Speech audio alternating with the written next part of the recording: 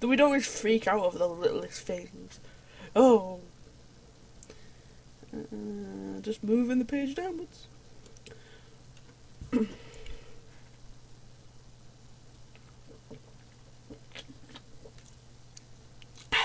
Just having a drink.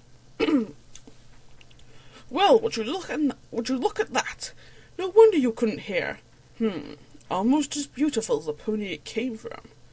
Fluttershy stared at the flower as he placed it in her hooves. It is lovely, she said, inhaling the scent. It's nothing compared to you. After all, what could rival your beauty? She stiffened as he laid his hands on her shoulders and whispered in her ear. Nothing, that's what. She laughed nervously. That's really flattering and all, but... Come now, my dear. Why do you think I'm so intent on making you mine? But I already agreed to. You know what I mean, which is why I will ask again. Do you love me, Fluttershy? There it was. She should have known it was coming. He had been more persistent lately. Last night he had prepared a candlelight dinner before asking. She turned to face him and was unsure of what to say. She didn't know what was wrong with her. Usually she would say no immediately, but it had become harder and harder for her to say it. The hopeful look on his face made it even more difficult. She glanced back at the rose. It had been a sweet gesture, and the poor dear had been alone all his life. How could she reject him after hearing all of that? Was that why he had told it to her? Was he taking advantage of her pity? Was any of it even true? He would not lie to her, would he? True or not, Fluttershy knew he was lonely, and that he seemed to care for her, but she could not do it. She might as well be saying I do at the altar. She was not ready. Fluttershy shut her eyes and turned away. No, Discord. The Draconicus moved away from her. Fluttershy saw the twitch in his eye. Are you alright? Oh, don't worry about me. I'm fine, he gritted his teeth. Just perfect.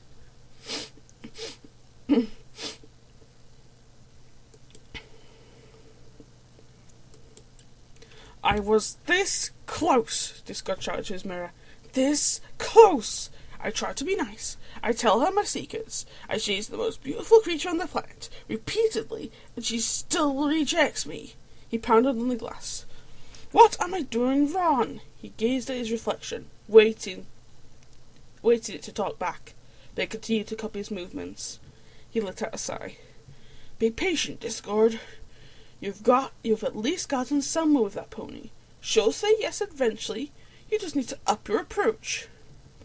The next day, when Fluttershy was feeding the bird, she looked up at the sky to see writing in it. Do you love me? Discord appeared 2 seconds later. Pardon me, with a bouquet of tulips in his paws. For a while she did nothing but glance between him, the tulips, and the message. Then she solemnly shook her head. The following evening, Discord laid two deck chairs out on the balcony to create a fireworks display. Fluttershy was in awe until the same question exploded in the sky. Looking at his expectant face, she was almost compelled to say yes, while her conscience said no, but she could not find the courage to say either. When she turned away from him, Discord did not need to hear the answer and sank sadly into his chair. The next morning she found another bouquet of tulips in a heart-shaped box in front of her door. In the bouquet was a note reading, Only the most beautiful of flowers for the most beautiful of ponies. She sat on her bed and opened the box to reveal some chocolates and another note. Do you love me? She sighed and allowed the note to fall to the ground. Discord materialised beside her, his arms crossed and his face filled with frustration. How long do I have to wait?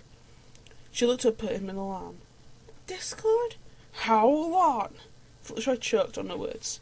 I... Have you lost all knowledge of speech that you can't even say a polite no anymore? Discord, I'm sorry, but... I'm sorry, he said, mimicking her. Wait, if it's mimicking, do I have to do Fluttershy voice? Or is it still Discord just pretending to do a Fluttershy voice? How does that work? I'm just going to say that it's just Discord mimicking, pretending, not actually, copying her voice. Because I can see Discord, using Fluttershy's voice to say it. But then again, if it was copying her voice, it would say copying, wouldn't it? It's hard to tell, really. I'm sorry, he said, mimicking her voice. How many times are you going to say that? Until my 2000th birthday? Tears was developing in her eyes. Do you not like it here? No, Is the castle too drafty? Is it my breath? Oh, I get it. It's my looks, isn't it? Or maybe it's my age. You'd prefer some young, handsome stallion, right? I'm just too different from you, huh? Discord! Fluttershy shouted. Your looks have nothing to do with this. Then why? He demanded. I've given you everything you could want, swallowed my pride for you, and told you things I've never told any pony. He picked up the bouquet. Why? Why do you still reject my affections? Because you treat me like a prisoner. His face fell as she snapped at him. Fluttershy then took a breath and moved towards the window.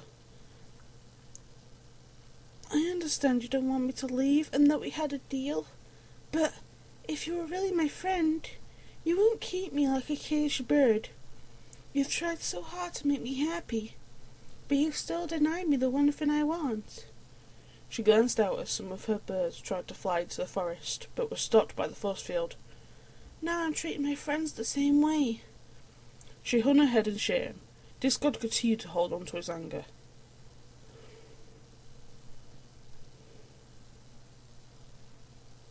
Is that Discord or is that Fluttershy? I'm guessing it's Discord. Well, you've denied me the one thing I want, and what I want is... His frustration melted away when he saw the tears streaming down her cheeks. He cautiously stepped toward her. I'm sorry, he said softly. I didn't mean to. He lightly touched her mane, only to have her pull away. Fluttershy. She faced him. I want to let them go. He blinked. What? Fluttershy glanced back at the animals outside. It would be selfish of me to keep them here. They're not here because they need me. I thought they did, but I just want them here for myself. Disco put his claw on her shoulder. That's why I brought them here. For you.